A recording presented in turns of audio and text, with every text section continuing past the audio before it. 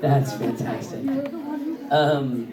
For those of y'all that have never met me, my name is Greg Ayres. I'm a voice actor. I'll be making a lot of noise at the dance party later. Also DJ. I've done adaptive script writing. I've worked as a product writer in the anime industry. Also a big advocate of pro-industry stuff. I started working in the industry about 14 years ago. That's so creepy to say. That's the longest I've been at any job in my whole life. And I've just been really lucky. I've gotten to work with some of my favorite companies. I started working for the company ADV Films in Houston, which is, as an anime fan, was always, thank you so much. Is that water? Yeah. Yeah. Okay, cool. I was like, it looked like coffee, and that would be even better, but water is good too. Greg, I'll get you a coffee. I'm good. I'm fine for right now. I'll need it after the dance, probably. Yeah. But I started working for ADV Films back when they were still actually a two-studio operation, and got to watch that studio grow into a 6-studio operation. And then a group of actors from Houston moved into a little bit larger playing field. Myself, Monica Rial, Lucy Christian, Tiffany Grant, Vic Mignogna, Chris Patton. Small handful of us actually started making the drive to Dallas, and we started working for Funimation Entertainment as well. So we were working for 2 studios at once, and at that studio we got to work on a lot of really cool shows. The nice thing about working for 2 studios is if there's a show that you like that you want to be a part of, the more studios you work for, the closer the chance you have to working on it. So I've gotten to work on some of my favorite shows over the years. Some of those being Sayuki, which is one of my first shows, but one of my favorites. We just got to go back and do the OVAs for that. Chrono Crusade is another. Samurai 7, Animaine Wonderland, Gantz, Beck Mongolian Chop Squad is one of my all-time favorites. Most recently, I just did this year's like super bloody summer chiller called Another with Monica Rial, who she and I had the leads in Animaine Wonderland last summer, so we decided we need to be in all the scary bloody shows forever, because we like doing them. And then this year we did Another, which is like a cross between a ghost story and, if a ghost story and Final Destination had an anime baby, it would be Another. The deaths in the show are just out of this world. I call them like triple oh my god deaths, because you're like, oh my god, oh my god. Like every single death in that show is like that. So, and then most recently I just did a show called Kokoro Connect, which is a really cool key title. Speaking of, I'm lucky I get to work on a lot of key animation. I got to work on Clannad, Angel Beats. So that means you cry a lot when you see some of the shows that I'm in. And Kokoro Connect is not unlike those. And then I can announce, I'm always trying to figure out what I can announce and what I can't. I'm playing Masato in Little Busters, which is hysterical, and he's like the muscle guy who's ridiculous. And I also play the sniper in a new show called Jormungand, which is funny. I always think it's funny when I get to play an adult. Chris Bevan's like, oh, you're gonna play this sniper. I was like, oh, and I'm like looking for a little kid. I was like, where is he? And it's this big, blonde, Dolph Lundgren looking guy. I was like, what? And he goes, yeah, you're playing that guy. I was like, I get to be grown, like a grown man? It only took me till my 40s to get to play a grown man. So, but yeah, the cool thing about doing a panel like this is I'm involved in so many different things in the anime industry that some people don't want to talk about voice acting. Some people want to ask about DJing. Some people want to, because I also staff conventions and help run conventions. Some people want to talk about conventions. Some people want to know why I have a prairie dog for a pet. Some people want to know why I have blue hair. This panel is for all of you. This is just a panel where you get to ask me any or everything you want to. Not the dirty stuff, that was yesterday. That was my 18 plus panel. But yeah, this is a chance for you guys to ask whatever you want, whether it's voice acting related, studio related. I will say this, don't ask me, here's a question I don't like again. Don't ask me what it's like to work with like a certain actor, because your favorite actor might be my least favorite person in the world. But if you want to get a better answer to that question, ask me who I love working with, and I will go on about some fantastic voice actors and actresses. But as there's enough drama in this world, I don't need to add to the drama bomb that is the con world. So that's the only question I shy away from. But yeah, who's got anything they want to ask? Yes. I just recently saw a show and was surprised, actually, several episodes in, to hear you in an episode. It was Mushishi. Oh, Mushishi, I love that show. Yeah. And I was wondering if you enjoyed working on that, because I loved it. I loved it, and here's one of the reasons I don't get along with a lot of actors I work with. There's some actors that think you have to have the lead role in everything. There's some actors that think unless you're the lead, you're nobody. My roles in shows like Mushishi and Dance in the Vampire Bund and Salty Ray are proof that that's not true. Sometimes the lead is the most uninteresting character in the whole effing show. I'm gonna save everybody. Oh, well, good luck with that. I want to know about the little kid that's about to die. And so that's why I love playing interesting, weird little characters. My character in Mushishi, just so you know, Mushishi is this weird show about this man who's going around fighting this, I guess, the mushi, which is this plant that attacks people and does different things to them. And my mother in this story, it's devouring her memories, and she can't remember things. And so I'm her son that is constantly taking care of her. My whole mission is to find our father, who has disappeared and can't be found, and when he actually finds him, it's heartbreaking. It's awful, and it's a really neat character because I guess when you do work like this, you get typecast. Like when we were watching Go Danner earlier, I play the nerdy little brother, and it's so funny. Like, oh, what's going on in here? It's like, oh, here's a typical Greg Ayres role. Like, the minute I saw it, I was like, oh yeah, this guy. But like to play a character that falls into that same voice category that is not a silly throwaway character, but like a really serious character, is fantastic. It's one of the coolest things in the world. When we were working on when we were working on Dance in the Vampire Bund, there were a lot of characters that were appropriate for my age, a lot of lead characters that were appropriate for my age. But my director said, "Can I ask you a favor?" And I was like, "Sure, whatever." There was a lot of drama surrounding that show too. Here, I'll tell you why. It's a show about a 5,000-year-old vampire that takes over a 9-year-old girl's body. And just figure out where to go with that. You were 5,000 years old, you were suddenly given a 9-year-old body. End of story. So there was a lot of drama about whether or not people wanted to work on this show or not. And I don't care, I'm an actor. Last I checked, no people were ever harmed in the making of a cartoon. So, I didn't care how rough it got or how weird it got. It's, to me, an interesting story, so I was okay with it. Well, so the director, who now is okay being named Ian Sinclair, who y'all know from lots of other shows, Black Butler, and he's in Borderlands and a bunch of other stuff, asked me, he said, "Can you read for a part?" He goes, "You could be anybody, any of these characters." He's like, "But I have one character that I can't imagine anybody but you playing." And I was like, okay. And he starts telling me, he's like, it's this little boy that the first time you meet him, he's getting the shit beat out of him. I'm like, huh, well, I do that a lot in anime. And he goes, and they basically pull him aside and say, if you're a vampire, nobody will ever mess with you again. And then the next time you see him, he's like just chunking people across the room and freaking out, and doesn't realize there's a pecking order to vampires, and he accidentally picks on the wrong guy, and this big vampire slams his face into the desk and breaks his feeder fang. And he said it's a really cool moment because this guy goes from being this unstoppable monster to this crying little child instantly. And I was like, okay. And he goes, cut forward, and this is not a spoiler. When you meet this kid, he's going to have a horrific ending.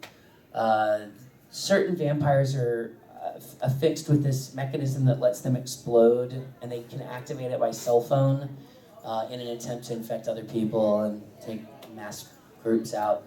The next time you see my character, he's wandering onto a crowded subway with his cell phone in his hand as a suicide bomber, and I was like, what? And he has this one last horrific speech about how the character's like, don't do this, you're a good person. He's like, no, people are not good, people are evil, and they stand on the spines of those who are weak, and da-da-da.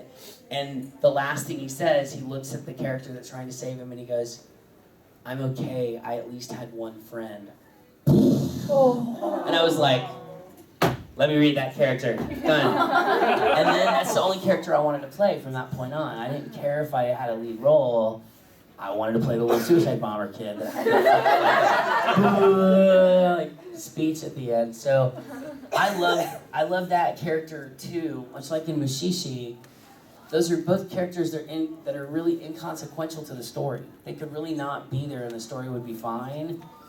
But they're two of those characters that you remember regardless of the fact that they have nothing to do with the main outcome of the story. So yeah, I love doing roles like that. And I like leads too, but I like interesting way more than I like hero, you know, like hero.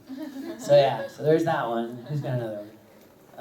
Yeah, I think you had yours up first. I've been a big fan of voice acting for a while, Mm-hmm. and I want to know how you got started into the voice acting. I think this is probably the most important question because there are a lot of people that take advantage of people that are interested in wanting to become a voice actor. There is no shortcut into this industry. If you told me you want to be a heart surgeon, what would I tell you have to do if you want to be a heart surgeon? 4 years in medical school? Yeah, you have to go to school. You have to learn as much as you can about the human body and as much as you can about hearts and blood and gross, probably playing with dead people and all kinds of crazy stuff. You don't have to play with dead people to be an actor, but you do have to go to school and you do have to learn as much as you can about acting. And that's one of the hard things to tell people because I've had people come up to me and they're like, well, I want to be a voice actor. I'm like, well, then find a great acting school. And, well, I don't want to do that. I just want to be a voice actor. Okay, well, I'm telling you, what you need to do is get acting lessons and then do some stage work. Oh, I don't want to do stage. I just want to act in anime. Somebody telling you they only want to be a voice actor in anime is like your friend telling you they want to open up a car dealership that only sells blue 1998 Honda Accords. It's the most unrealistic job expectation ever. All of us that voice act, we're actors. I am the Nissan Sentra guy on the radio in Houston. Nissan Sentra, only $69. Like, that's me. That annoying child whose parents have given him a free car. I will tell you this, I made more doing that it wasn't one take, but like 30 minutes doing that radio commercial, I made more than doing a month's work of anime. So you can't turn your nose down at any work, and part of being an actor is stretching and doing as many things and being as many people as you can. So I would tell you to act, and act some more, and do, after that, act some more, and take as many classes and workshops as you can, but don't be blind to the fact that there are people that want to make a quick buck off of you because you want to be a voice actor. There are a line of scumbags selling books on voice acting and acting workshops, and none of those are going to get you a job in the anime industry. This is one of the hardest industries to get a job in, honestly. It's easier to break into the movies. Like, that's the cold hard facts of it. That's not to say that you can't do it. There have been people that have done it recently. The girl that has one of the major leads in Another. It's her first show ever, and she has one of the, turn of the whole series leads. But you have to learn to act. The most important word in the words voice actor is actor. And so take as many classes as you can. Are you in high school or college? I'm actually going to join college. Yeah, look into their acting program. The closest one I can find is King College, and that's the only one that I found for acting. And if there's not an acting program at your college, then get involved with a community theater. That's how I know, that's the first theater Monica Rial and I worked at, was a community theater. And we did shows together, and then that's who actually recommended me to Tiffany Grant's husband, who was casting a show, this weird incestuous world, who was directing a show called Spriggan, and they needed somebody that sounded like a 9-year-old boy. And I didn't get that role, believe it or not. I got beat out by a 10-year-old. But But that's what put me on their radar, and that's where they're like, wow, there's this grown-up guy that sounds like a teenager, we gotta find some work for him. But I say above and beyond just acting, be nice to people. This is the weirdest industry, and the fact that like almost no other industry is based on whether people like you or not. If a director doesn't like you, they don't have to hire you. So it's your job to smile at people even though you want to punch them sometimes, and take the high road all the time. And I'm not always great at that, so there's a bunch of shows that I could have been in that I'm not.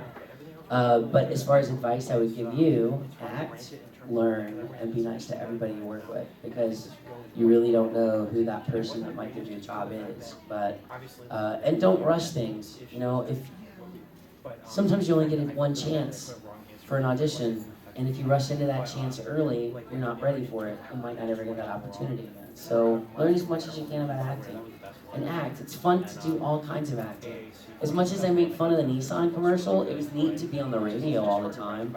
The ladies that I used to work with at the law firm were like, we heard this person on AM radio, Nissan Sentra, 16.9. Like, yeah, that's me. That was fun. My friend's father is a voice actor, and he's never even touched film or anime. He's the Sunday, Super Bowl Sunday guy on television. He makes so much money, he bought his kid a Mini Cooper. So, you know, and I'm not saying those numbers to get you, excited about the money, because if you want to go into anime, there's not a lot of money doing this. The lady that says hello to you at Walmart makes more money than we do. But, and she has insurance. But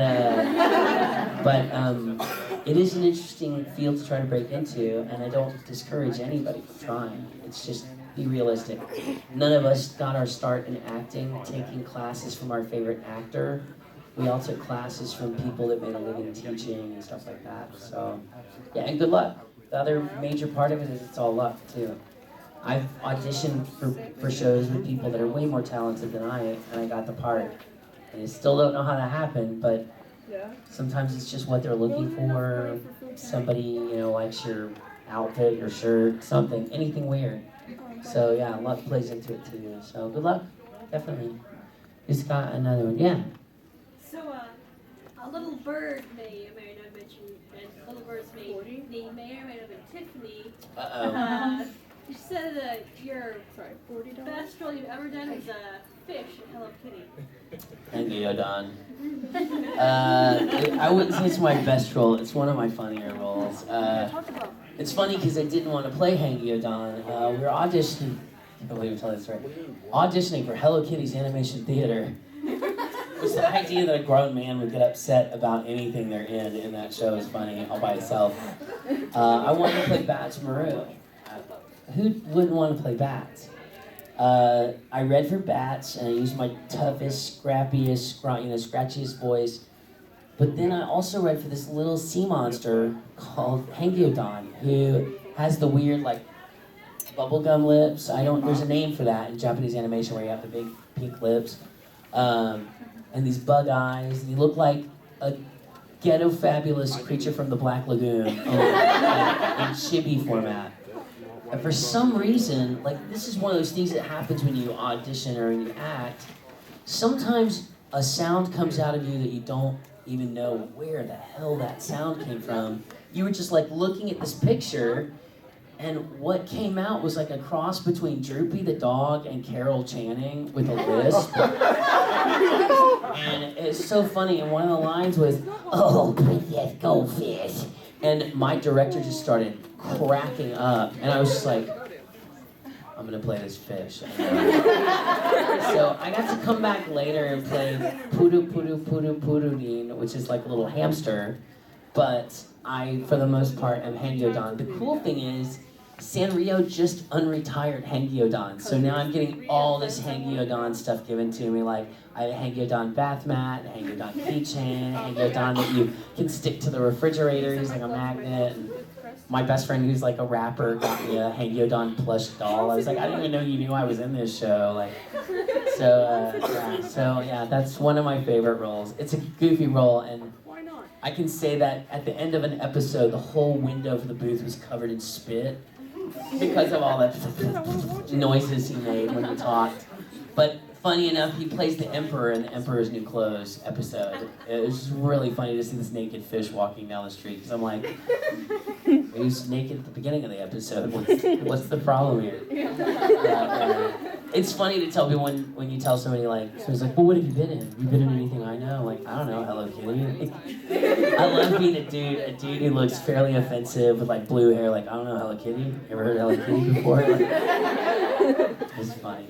But yeah, yes, I'm gonna kill Tiffany for that later. It's even funnier for Tiffany, because Tiffany's this huge Hello Kitty fanatic, and she had to write the scripts, and it's basically Chinese and, well, it's actually all fairy tales told in Hello Kitty style. One of them was the Matchstick Girl, which, yeah. And at one point, Tiffany had to write, and Hello Kitty is dead. I would have paid to have watched her have to type that out. Like, Hello Kitty is not dead. But yeah, we get Christmas cards from them every year, and it's always Hello Kitty. And Matt will always say something like it says, "Having so much fun, wishing you a happy holidays." And Matt will write something like, "She cannot wish you a happy holidays. Hello Kitty does not have a mouth." She doesn't. She's always just a nose, like. So yeah, Hello Kitty. Monica plays Hello Kitty. That's funny. The same person that plays Shiro in Dead Man Wonderland is Hello Kitty. Who's got another question? Yeah. Dead Man Wonderland was pretty much the reason why I got back into watching anime. Yeah. So I was wondering, what was your favorite episode to voice for, and what exactly it was like to work on that show? It's tough. There's a toss-up between two episodes for my favorite, and they're not the episodes that most people would think they are. One is the first episode. I think it's pretty obvious why I would like the first episode, because I don't watch anything illegally, so I knew nothing about the show, and I was told basically this little boy is going to get framed for the murder of his classmates. At the beginning of the show, he's just this innocent little kid, and eventually all of his classmates get killed, and he gets framed for it. I've been doing anime for a long time, so I figure there's one whole episode of just boring, like, this is my best friend, this is my girlfriend, this is my favorite teacher. There's like 5 minutes of idle chatter and then a bloodbath. So I was just like, I knew it was going to happen even, but like, I had no clue it was going to kick off so fast and it was going to be so brutal when it did happen, because like, when we were recording it, the funny thing is we were working with the Japanese original video, which is what was shown on television. Well, during the scenes that got gory, what they did with the video is they turned the contrast all the way down. So in Japan, they didn't see the severed hand rolling around on the floor or the head getting thrown. It looked almost like a black screen with like shadows moving. I mean, you could see movement, but you really couldn't see any detail. So a lot of that, hey, Mimi, is that you? We were guessing whether his mouth was moving or not because we couldn't see anything. The first time I saw it uncut was live on Cartoon Network, and I was seeing like severed hands and blood, and I was just like, whoa, like, what is this show? The other episode that I think is probably my favorite is the dog race. The first time Shiro and Gante compete in anything together. I really, really like how goofy Shiro is while Gante's like just struggling to make it to the end of the race. Plus, there's a great vulgar line where Machina threatens to put the wrestler in his place, and he just says something really horrible to her. And it was funny watching it live because in that scene, when they did that scene on Cartoon Network, he goes, "Man, one of these days I'm gonna deet the deet out of you." And I'm like, or no, he goes, "I'm gonna deet you in half." That's it. And I was like, I can't believe they just got away with that on television. Then I get on the internet and people be like, "I wonder what he said." I was like, I wonder, what did he say? So, plus that was the episode, I guess I can say it's after 1 o'clock. Can I be PG-13? PG-13-ish? I'll say duck. When I tell them that until I die, this place and its rules can suck my duck. It's not dirty, just say duck. Deck, or deck, or dictaphone. when I said that, my friends were like, ha ha ha, congratulations, you just said suck my duck on public television. I was like, oh yeah, I did. That episode is so funny for all of those reasons too, because like, he would say that and people would be like, oh, it was funny when he said that, but then there would be something so obviously vulgar and they were like, I wonder what they said to Machina about her breasts. I'm like, I wonder. But those are my two favorite episodes. My favorite moment in the show hurts to even listen to. It's at the end of episode 4, I think, when he's when he's being forced to watch the videos, getting ready for Cannibal Corpse, and you hear him screaming at the end. I don't remember screaming like that. Like, I'm sure I did, but hearing it, I was just like, oh God, that hurts. Ooh, because it's like, just screaming and screaming and screaming until the camera goes black. So that's my favorite bit from the show. My favorite line from the show is Monica's when she goes, best ninjas ever, when they're sneaking around. That's my favorite line. My favorite character is probably, that's tough. The little girl with the crazy sword thing, I think she's kind of cool. Her or, I like Woodpecker, he's cool. Not Woodpecker, Crow. I think Crow's really cool. Patrick Seitz is so amazing in that role, and to meet him, he's the biggest nerd you'll ever meet in your life. But man, what a terrifyingly scary voice that man has. He's so good. Patrick and I were the two that started live tweeting during the show. We would watch it with our Twitter accounts live, and we'd talk to people during the show and whatnot. So he would call me and he'd be like, are you gonna be on deck tonight? I got dinner plans. I'm like, I'm at a convention. He's like, well, I guess I can go to dinner late. So we would like coordinate who was gonna be live tweeting during the show, but yeah, that's probably way more than you asked. What's up? There's a note, yes. Yes, I know about, yeah, I do, okay. Who's got another question? Let me know when I've got like a little bit of, can you give me like a 5, 10, 15 or something? Okay, cool. Yeah. Now, I don't mean this in a bad way, but... Uh-oh. I don't mean my answer in a bad way. One of my favorite roles from you is in Big Wind-Up. Mm-hmm.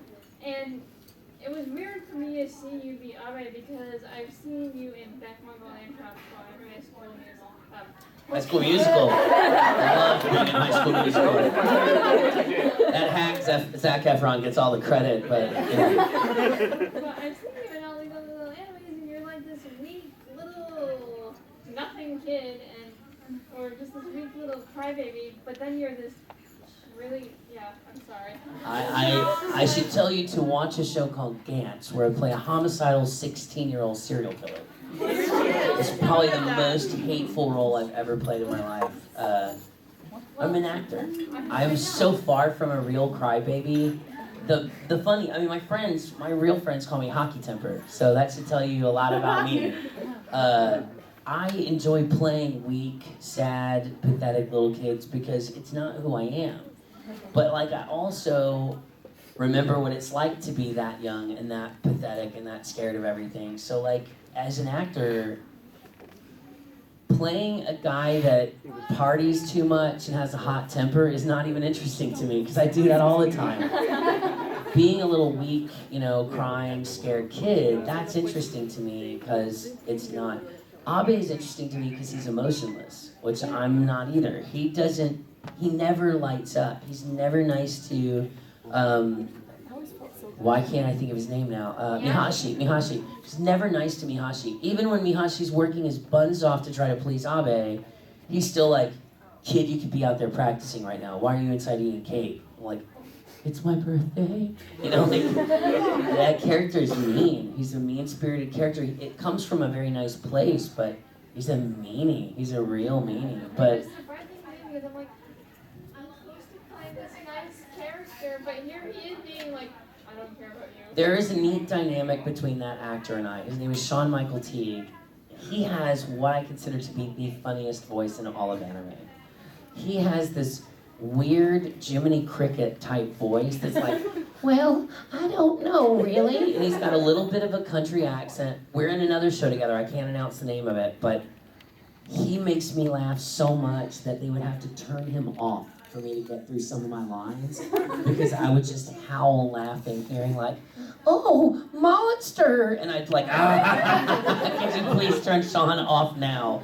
So, but I love playing the bad guy against Sean's, like, well, it's really all about the love, like this little sweet character, because I'm like, and it's so funny. It's like having Butters and Cartman in an episode together. It's just funny for that contrasty reason. Teague and I work really well off of each other, and like, there's very few actors that I have that strong of a connection. Like, Monica and I work that well together. David Matranka and I work that well together. Hillary Haig and I work that well together. Brittany Karbowski and I. But very few people, like in all of my whole years, there's only maybe a handful of people that I have that much chemistry. Teague's one of them. Teague's up there. According to my director for Big Wind-Up, Chris Bevins, he thinks there's nothing funnier than putting the two of us in those roles. Me being the meanie and him being like, "Oh gosh, stop yelling at me." Like, he thinks it's so funny, and he's like, "I could listen to that all day." So it's. But I play a lot of mean characters. My character in Speedgrapher is evil, and he looks like a girl, actually. He actually made it on the back cover of Scream Queens magazine, which is this magazine for horror movie fans, but more specifically guys that like girls in horror movies. And one of the stipulations is there can be no men in any of the advertising. Well, Sujito is this slinky, long hair. He wears this Sporty Spice ponytail, and like, wears like half dresses and tight shirts, and there's a picture of him crawling on the ground all seductive, and that's in Scream Queens magazine. So somebody's like, "Congratulations, you're the first male to ever be in Scream Queens magazine." So, but yeah, I play a lot of bad guys. I love playing villains. In fact, given my choice, I'd probably play villains more than I play good guys, because I think villains always get, taught a lesson in the end, and it's kind of cool. One of my characters in one of my earlier shows, Mythical Detective Loki, I play Heimdall, which starts off as a villain, and he and Freya turned into almost this dysfunctional gay couple for a while. And then, right before he dies, he has this one horrific act of defiance, like, "Yeah, you're still a bad guy." But I like playing those guys, I think because you're trained to want to be the good guy in real life, so. Who's gonna? Yeah. Are there any shows that you're either sad that there's no more and you wish you could do more, or you're just so glad the show is over? Like. Yeah, both. Which I won't get my wish on the one that I'm glad it's over. I'm really sad that Chrono Crusade is over. I love those characters, and I love my character in that show. But it's one of the things I thanked the creator for when I met him, is I thanked him for not Narutoing that show, or not case closing that show. Like, there's a point at which Chrono Crusade would get ridiculous and kind of Scooby-Doo-ish if it went too far, and Moriyama had no interest in doing that. He's like, "Look, this has a beginning and an end." And so I appreciate that he did that. The show that I'm glad is over and I wish there was no more of, which is funny because it's a show I love watching, is a show called Negima. Only because it hurts my voice so bad. It's the one voice that people are like, "Do Negi's voice." Nope. "Do it, please." Nope. "Do that voice." Nope. "Come on, don't be a dick." No, you don't be a dick. "Come on, do the voice." Nope. I won't do it. It hurts. Like, it hurts so bad to do that voice. And when we did that show, Lucy and I recorded 10 and 12 hours at a time. Ooh. So imagine making that sound for like 10 hours. And somebody's like, "It's so funny they have so many outtakes of you." I was like, "Oh, they should. I lived in that booth for months." The funny thing that most people will never know about that character is, this is when I still smoked, and my director on season 2 made me earn my cigarette breaks by telling horrifically offensive jokes in his voice. And they recorded every single one of them. No subject to taboo, be it 9/11, child endangerment, dead puppies, all of it. In that little chipper British school teacher voice, and like, it's horrifying. So somewhere in the vaults at Funimation, there's like 2 hours worth of foul comedy in that little boy's voice. So, yeah, They got me to tell one at Anime Boston one year, but like I don't usually tell those jokes because they're really awful. The director would try to make me outgross the last joke, so they just got to be horrible jokes. So yeah. Did you like playing Yuki in the Wallflower? Oh my gosh. One, Nabashin is a very dear friend of mine. In fact, I just spent last weekend with Nabashin, and if you've been following me on Instagram, he made me a pumpkin that looks like him, and I've been calling it the Nabakin, and Nabakin has been, like, I had Nabakin recording at Sentai Filmworks, and Nabakin on the trolley on the way to the airport, and I'm gonna get Nabakin drunk with a bunch of rappers later. I've got all these plans for the Nabakin. But, so one, Nabashin is a very good friend of mine, and I think anything he works on is brilliant. He has a way of doing some fantastic comedy things without having to spend a lot of money. Animation's really expensive. It just is. Animation's really expensive. Because he's worked as an artist and as a director, he knows what I call cheap tricks for getting a laugh that don't require expensive animation. It was funny sometimes when they did the little... The arrow in the house is a perfect example. I think Wallflower is one of the greatest examples of how brilliant Nabashin can be with something like when they turn into the little stick people and walk away. It's funny and it makes its own point, but it was also cheap to animate. So that plus, I didn't know whether to be offended or not when there was this new show. It was a new Nabashin show, and I've been in the last few Nabashin shows.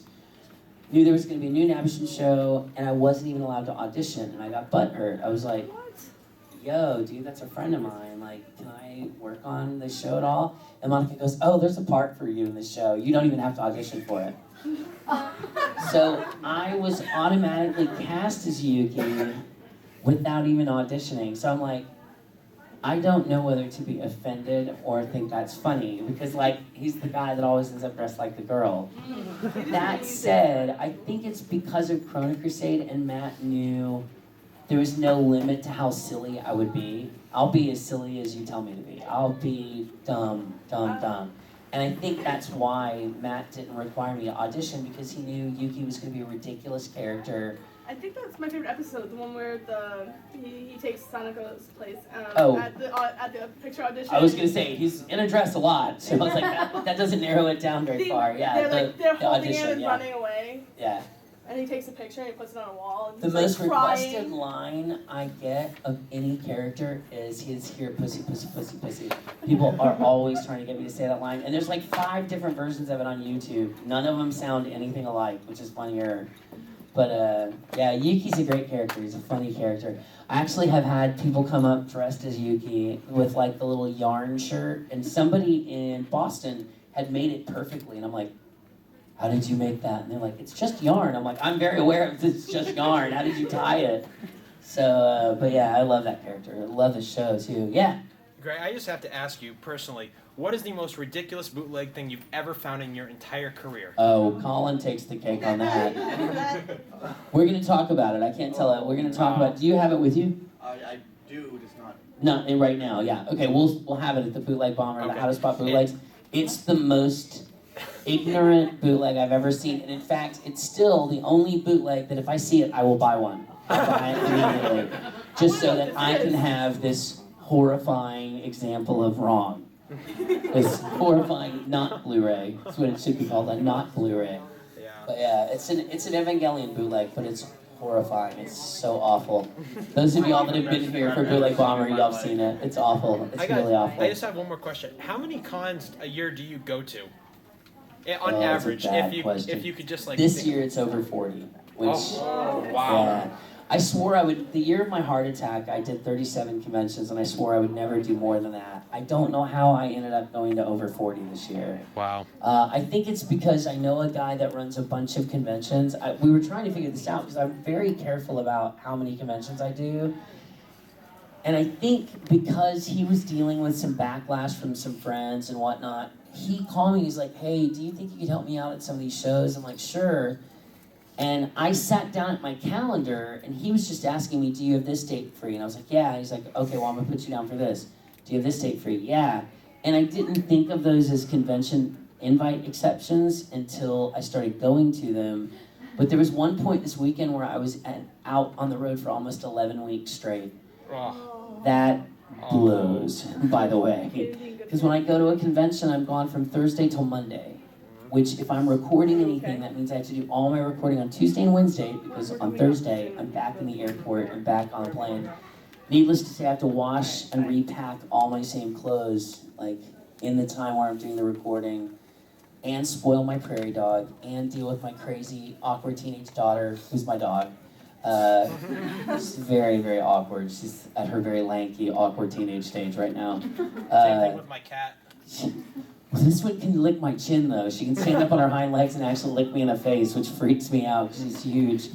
But so it doesn't leave a lot of time for family. I'm also engaged, so that doesn't leave me a lot of time being, somebody's boyfriend, or to hang out with my friends, or get in trouble, or any of the things I like to do. Skate. I haven't actually been to a skate park in over a year now, like year and a half. Where do you usually have to fly back to, when you're done? I used to live in Galveston. I used to live on an island right off the coast of, the Gulf Coast in Texas.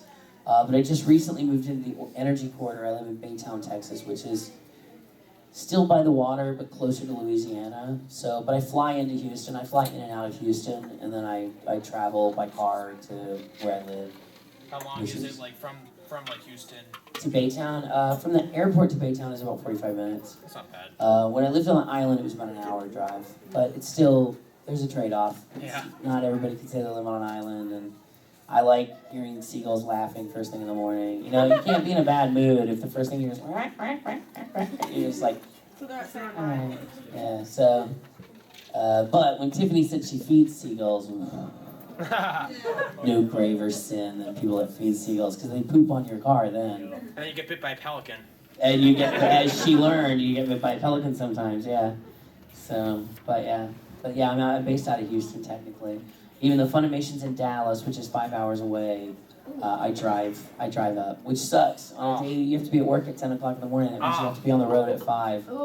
Yeah, isn't that glorious? That's a glamorous life, voice actors. Riding up and down the road, getting coffee at truck stops in Texas, less glamorous. So when you have to do voice acting up in Dallas, when you're done, do you do everything in one day, or do you get to stay over? It depends on how heavy the line load. For Negima, I had between 6 and 12 episodes I had to record, and an average episode, he had about 390 some lines. That's a lot of talking. That is. On top of the fact that our director for that show insisted on having 8 clean takes of every single line. Which isn't 8 takes, it's 8 usable takes of every single line. So, like I said, Lucy and I would record 5 days a week, 12 hours a day when we worked on that show. And we would have to, and the other thing is we'd have to put ourselves up in a hotel or find a friend to stay with, because Funimation doesn't pay for you to fly in, they don't pay for you to stay there, they just pay you to do your job. I mean, it's a job, like anybody else. If I don't want to do it, Leah Clark will do it, or somebody else will do it. So it's a tough business, and definitely working that far away from home is a challenge, but that's the kind of thing you have to be willing to do if you want to do this for a living. Now, have you thought about ever moving closer to Dallas to make it easier for No, you? I hate Dallas. I hate Dallas with all my heart and soul. Never was there a tackier, cheaper city in the world. I was gonna say, because my friend actually lives right next to Dallas, so If he lives in Fort Worth, he's got a good thing going on. But Dallas is horrible. And then the worst traffic. It's it makes DC traffic look nice. The Really? traffic is awful. It's horrible. So I try to get in and out of Dallas as quick as possible, and that's no slam on anybody that lives there. That's just not my cup of tea. Money's not impressive to me. It's a very flashy oil and gas town. It's very bling. how would you compare it to Houston? Houston is very, I don't want to say ghetto, that doesn't sound nice, but it's very urban. It's very melting pot. My parents live in an area called Little Saigon, where I can get till 2 in the morning Chinese, Japanese, Vietnamese, Thai, Korean, and some fusion stuff until 2 in the morning at Denny's prices. Wow. I think that's pretty ridiculous. Sign me up. I could care less that the street signs are in Chinese. The food is in Chinese too, and that's awesome. So, so Houston is a more racially diverse city.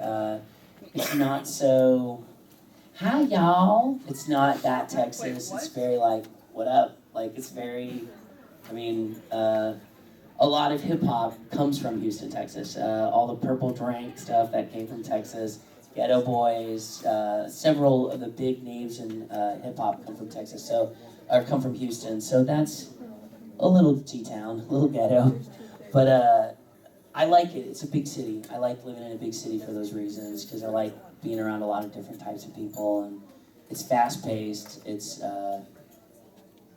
it's wild. It's a wild city. What about it always being hot down there? You get used to that. What about it always being cold up here? Yeah, same thing. You just get used to it. That's why I'm in shorts today, and I'm like, yeah. And they're like, it's getting kind of chilly out here. I'm like, yeah, but I won't get this but for 2 more days, and then I go back into the sauna.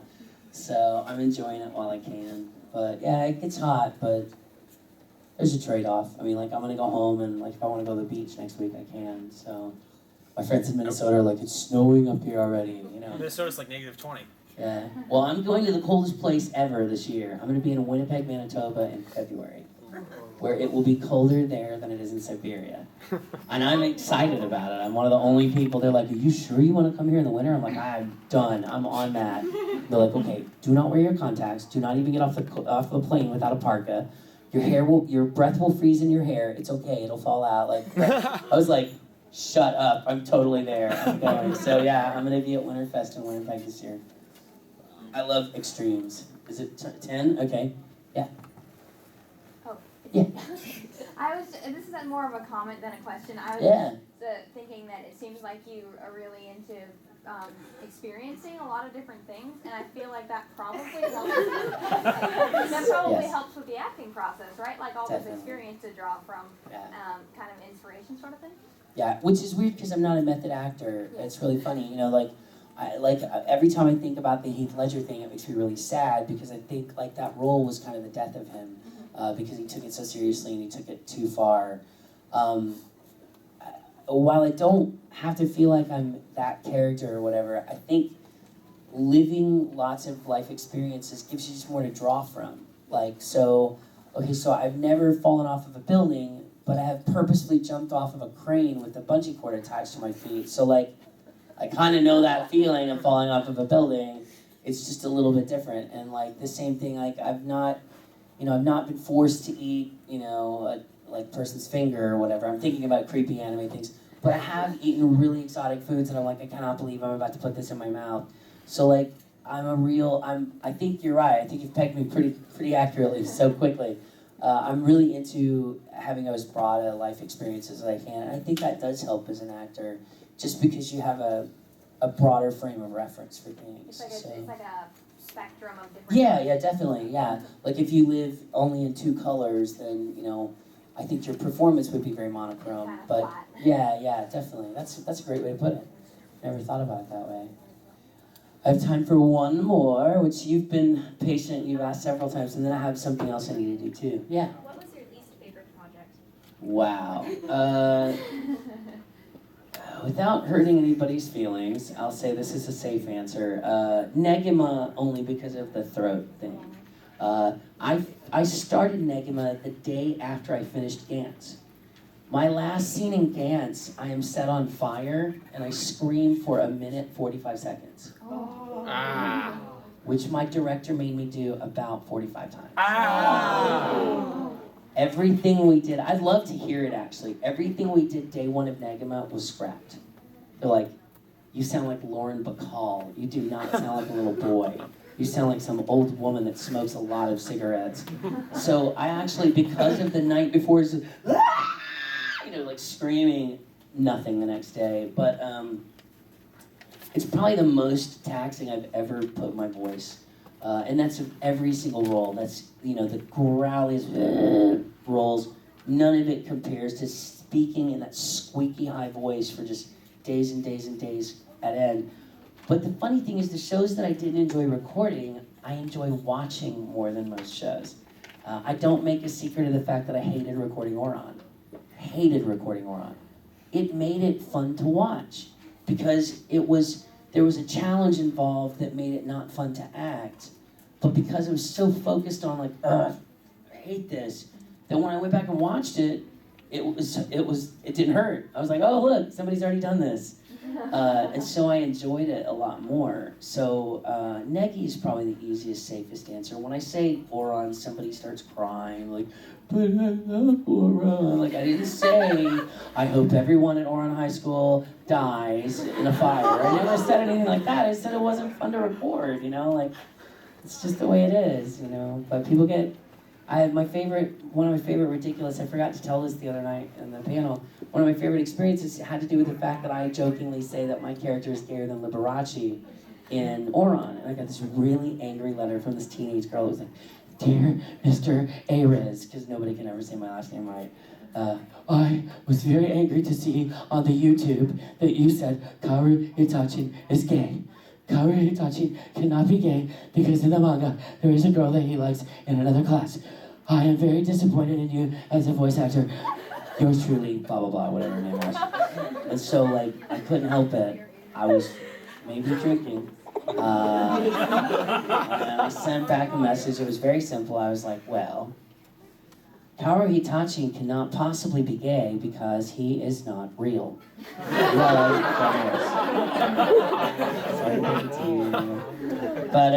So anyway, that's all I have time for questions. I do have somebody that wanted to do something before the panel was over, so I will call up someone else for just a second because they have something they want to tell you. Come on up. As I sound like Lucy Christian, come on up. This man has something he wants to say to you. All right, I'm gonna call up my girlfriend, Melissa Danis. I wonder what's about to happen. Melissa and I have been together for pretty much a year now, and I just wanted to ask, will you marry me?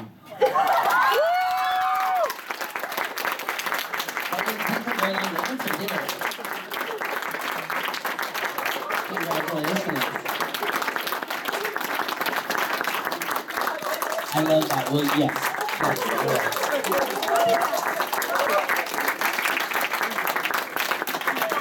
I think that's our first Animaine proposal, correct? Yay! Awesome. The ship has sailed. No shipping puns intended. Anyway, with that, I am gonna go make a letter from the alphabet, which is not the letter poo. And I will see you guys in just a little bit. Thank you guys.